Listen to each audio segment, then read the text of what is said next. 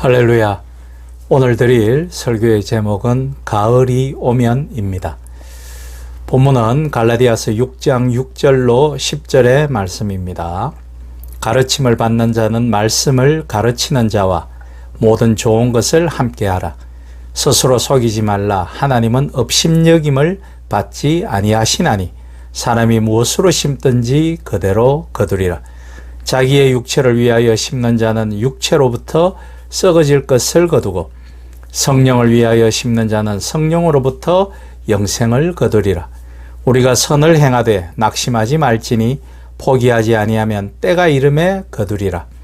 그러므로 너희는 기회 있는 대로 모든 이에게 착한 일을 하되 더욱 믿음의 가정들에게 할지니라. 아멘. 가을이 오면 여러분은 어떤 것들이 먼저 생각나십니까? 가객 이문세님의 오늘 설교 제목과도 같은 가을이 오면 눈부신 아침 햇살에 비친 그대의 미소가 아름다워요 라고 시작되는 가을이 오면이라는 노래입니까? 이문세님의 소울메이트였던 지금은 고인이 된 이영훈님이 작사 작곡한 이 노래도 명곡이지만 저는 시를 본격적으로 쓰기 시작한 고등학교 때 이후 김현성 시인의 가을의 기도라는 제목의 시가 가을이 되면 생각납니다. 가을에는 기도하게 하소서. 낙엽들이 지는 때를 기다려 내게 주신 겸허한 모국어로 나를 채우소서. 가을에는 사랑하게 하소서. 오직 한 사람을 택하게 하소서.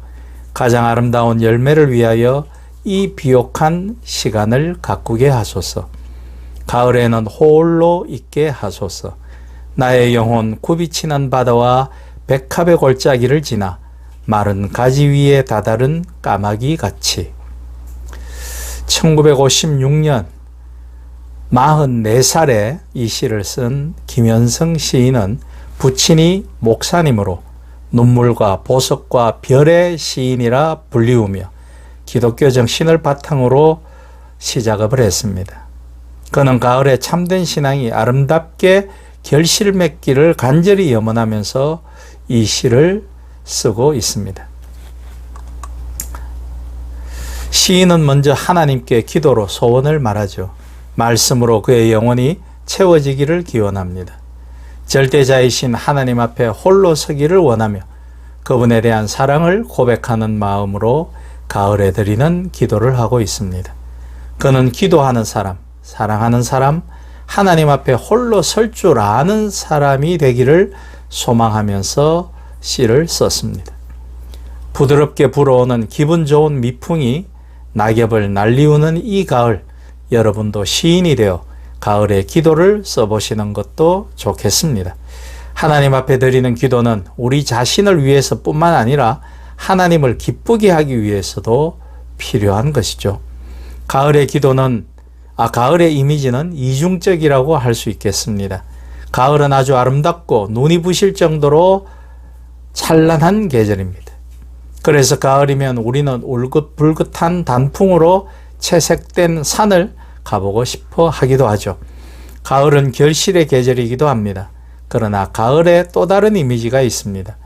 가을은 그토록 푸르던 나뭇잎이 하나둘 떨어져 낙엽으로 쌓인 것을 보면서 안개처럼 우리를 감싸는 쓸쓸함에 고독해지는 계절이기도 합니다. 정상을 향해 치달았던 인생이 이제는 한 걸음씩 정상에서부터 내려오는 것은 아닌지 자기 자신을 되돌아보는 시간이기도 합니다. 그래서 사람들은 가을에 고독에 빠지면서 자기 자신의 삶이 정말 풍성한 열매와 결실을 맺고 있는지 뒤돌아보곤 하죠. 나도 언젠가는 저렇게 떨어지는 낙엽처럼 끝나는 인생이 아닌지 때로는 심각하고 측은한 생각까지 하면서 말씀입니다. 그러면서 우리는 어느 누구도 내 인생을 대신할 수 없고 나는 홀로 있다라는 사실을 깨닫곤 하죠. 피할 수 없는 자신의 처절한 실존 앞에 서는 것이 바로 가을이 아닐까요? 이제 올해도 얼마 남지 않았습니다. 가을을 맞이하여 자기 자신을 되돌아보면서 다시 한번 인생을 기도로 시작하고 찬양하며 감사해 하십시다. 가을의 풍경을 바라보며 다시 한번 우리 가슴 속에 봄처럼 피어난 사랑을 되새길 수 있다면 그것은 믿음의 사람들이 가을을 맞이하면서 얻게 되는 축복입니다. 사도 바울은 본문 7절에서 사람이 무엇을 심든지 그대로 거두리라고 우리에게 교훈하고 있습니다. 사실 우리는 심는 대로 거둔다는 말씀 이전에 하나님의 은혜로 살았습니다. 지금까지 우리 인생은 하나님의 은총으로 여기까지 온 것입니다. 우리는 본래 질이 멸렬한 존재였지만 하나님께서 우리를 귀하고 소중하게 인정해 주셔서 하나님의 자녀로 삼아 주셨습니다. 은혜의 법칙 속에서 깨닫게 되는 것은 하나님 앞에 공로를 내세울 수 없는 우리들을 용서해 주시고 하나님의 놀라우신 일을 맡겨 주시는 사명자로 우리를 부르셨다는 것입니다. 이것이 하나님의 나라의 법칙이며 은혜의 법칙인 것입니다. 그래서 구원은 믿음으로 받으며 하나님의 은혜로 주어지는 축복인 것입니다. 예수 믿고 은혜를 받았다는 것은 신분이 바뀌었다는 하나님의 선포를 듣는 것입니다. 죄인에서 하나님의 자녀로 우리의 신분이 바뀐 것이 은혜입니다. 그래서 은혜를 받은 사람은 하나님을 찬양하죠. 하나님의 은혜 안에서 기쁨을 누리기 시작하면서 인생이 하나님으로부터 왔다라는 사실을 깨닫고 하나님을 향해 찬양합니다. 이것이 은혜를 받은 믿음의 사람들의 모습인 것입니다. 하나님의 은혜는 우리의 삐뚤어진 방향을 바로잡아 줍니다. 하나님의 은혜는 어둠과 죽음을 향해 가는 인생을 되돌려 놓습니다. 이것이 하나님의 은혜의 사건입니다. 세상 욕심을 위하여 뛰어갔던 삶에서 하나님이 원하시는 것, 하나님이 기뻐하시는 것을 위해 삶 전체를 내걸 수 있도록 우리를 초청하시는 것입니다. 우리가 이 사실을 깨닫지 못하면 믿음이 우리를 살리는 것이 아니라 믿음이 우리를 죽게 만드는 것입니다. 너무 쉽게 용서하고 인생을 책임있게 살지 못하는 것은 잘못된 믿음입니다. 그러니 하나님의 용서하심을 알고 자기 마음대로 신앙을 하며 믿으며 설교하고 정오를 키우고 갈등을 부추기는 자칭 목사라고 믿는 자라고 하는 자들이 나오는 것입니다. 우리가 하나님의 말씀에서 깨달아야 할 것이 있습니다. 우리가 사는 인생은 심은 대로 거둡니다. 우리가 삶에서 심는 것을 잃어버리면 수확의 시기 우리는 남들이 거두는 풍성한 수확을 부러워하며 불평하는 삶을 살게 될 것입니다. 사도 바울은 우리에게 영적인 세계도 마찬가지라고 말하고 있습니다. 하나님의 은혜를 받는 순간 기도하며 소망을 가지면 믿음은 더 성장하는 것입니다. 용서하고 사랑하면 더 사랑하게 되어지는 것입니다. 그럴 때 우리는 예수님의 모범을 따라 세상의 작은 위로자로 하나님 나라의 일꾼으로 쓰임받게 되는 것입니다.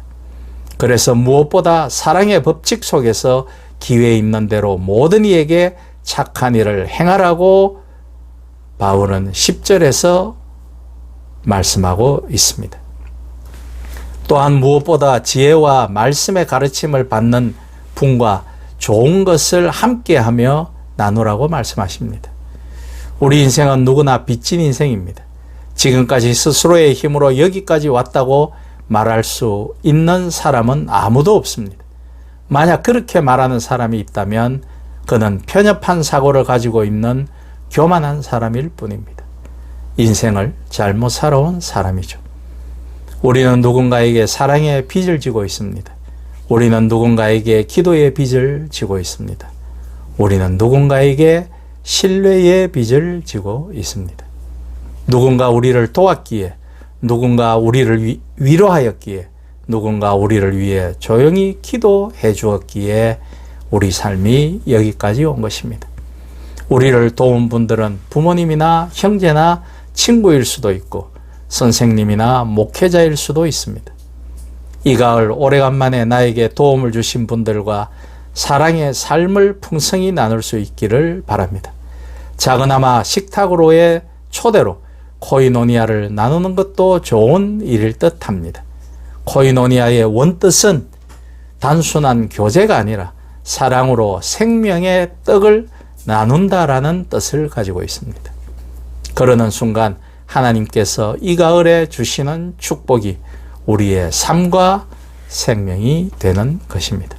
사랑하는 여러분, 우리의 인생은 그리 길지 않습니다. 우리가 자랑하는 건강은 항상 보장되어 있지 않습니다. 우리가 맡고 있는 직분과 직장도 영원한 것은 아니죠.